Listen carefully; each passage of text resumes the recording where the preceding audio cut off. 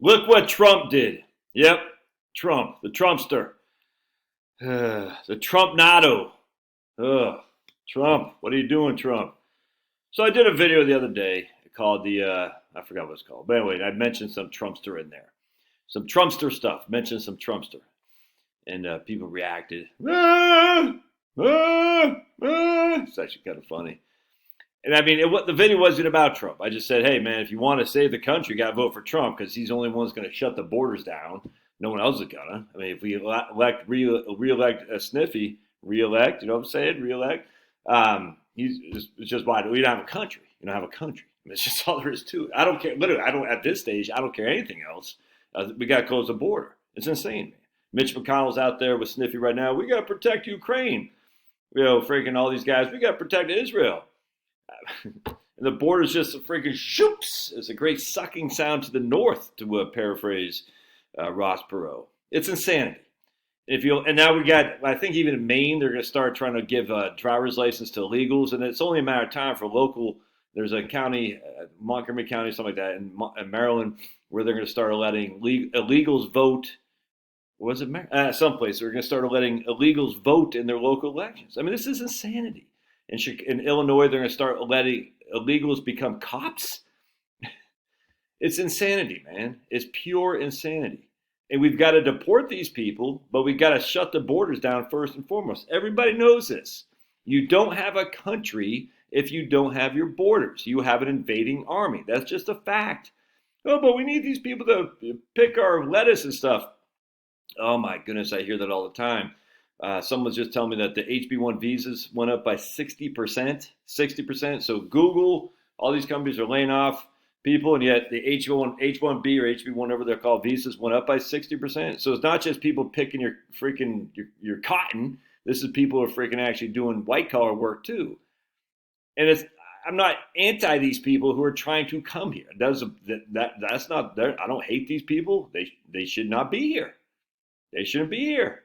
We have a right to defend our borders, man. If we had an invading army at the south border and they had firearms, you'd say that's an army. Well, these people don't have firearms, but they're invading. It's just, I don't understand this.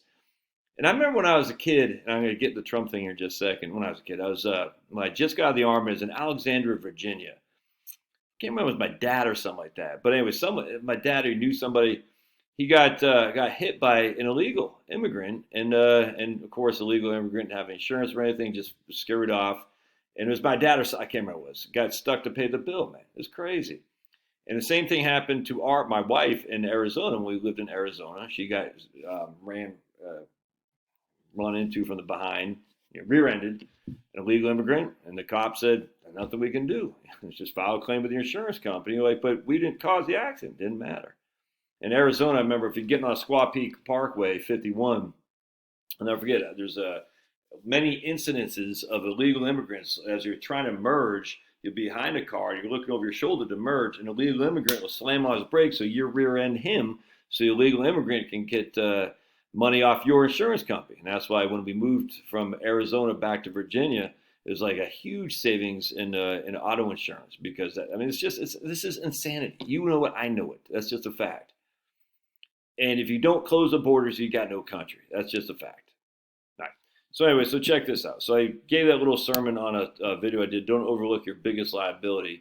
Got 9,600 views. It was pretty good.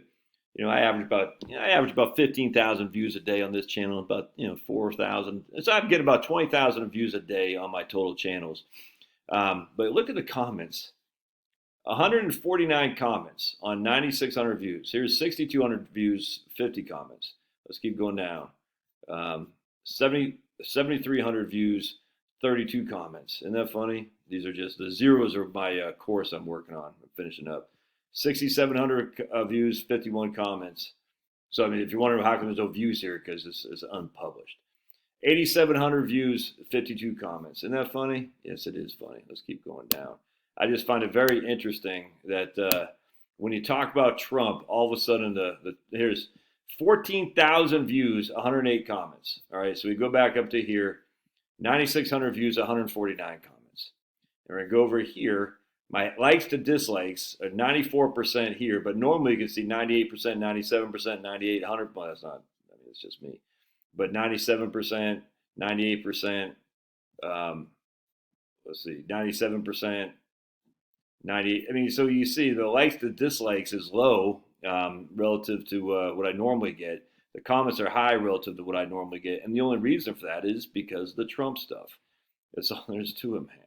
If we click on it, it's weird that people just love to hate on the Trumpster or love the Trumpsters. It's very interesting actually how many people get either Trump derangement syndrome. Let's see what kind of guy. You are watching too many fake videos. How can you vote for a con man? All right, let's see. Vote for Trump. So we got, people might say, yeah, we got a lot of, you lost me with the Trump stupidity. If you think Trump can solve anything, you're lost. He is 100% awful. This guy said, exactly. He had the House and the Senate in 2007 when no immigration reform was done. I wonder why. I wonder why that didn't get done.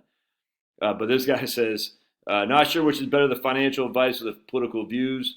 Now the northern border, get it, border, is being run over too. Trump isn't perfect, but neither are you or me. There's a difference between not perfect and sexual assault for starters. Okay.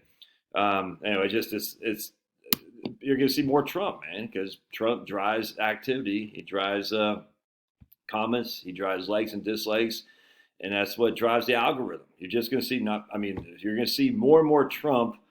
I'm not going to be a huge political analysis by any stretch because frankly it kind of bores me, but you're going to see more and more Trump because he drives views, not here, but other places. And that's why the media, the best thing that ever happened to CNN and MSNBC was Trump.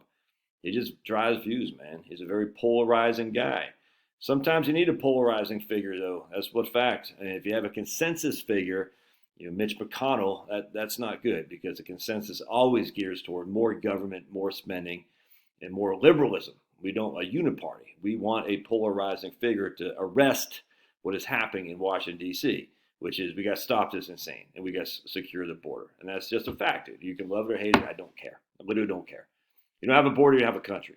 Sniffy Joe isn't going to seal the border. Oh, but Trump had 4 years. Okay. I mean, they don't know. You never heard of Paul Ryan and Mitch McConnell, people.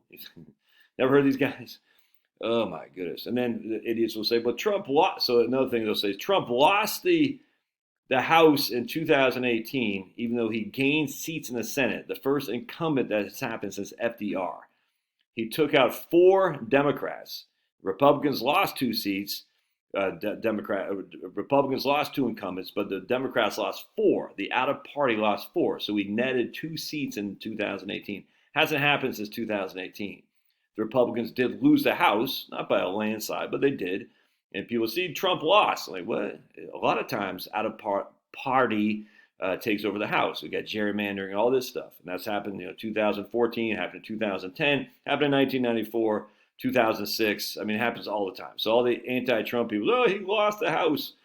Well, he gained seats in the Senate. Hadn't happened since FDR. Oh, then 2022, Trump lost the Senate, but we gained the House. All right, so we didn't have the House or the Senate in 2022 going into the election. We walked away with the House. A small majority, I grant you, is much smaller than we would like to have been, but we did get the majority. That's just a fact. And so how did Trump lose in 2018 by increasing the Senate, but losing the House, but then lost in 2022 by taking over the House? It's just the whole thing's so stupid, man. And it's the TDS. And I just find it funny, man. So if you're like me, you're on the Trump bandwagon because there's no choice. And Nikki Haley's not going to be the nominee. It's just not going to happen. I don't care what you say about the fact he's already, get down.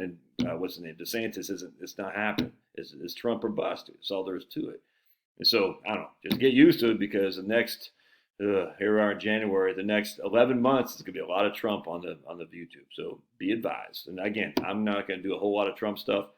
The politics, I'll do some because I do follow politics. I've been active in politics my whole damn life. Again, my first vote was for Mike Dukakis in 1988. Him and Barbara from Maryland. I forgot the stupid senator's name from Maryland. Just drawing a blank. Barbara. I just can't believe I can't remember. But that was my first vote. An all-Democratic ticket. That's what I voted for because I was raised by pretty much commie left-wing people. And then I quickly realized the left is wrong. All right. God bless. We'll see you. Love your thoughts.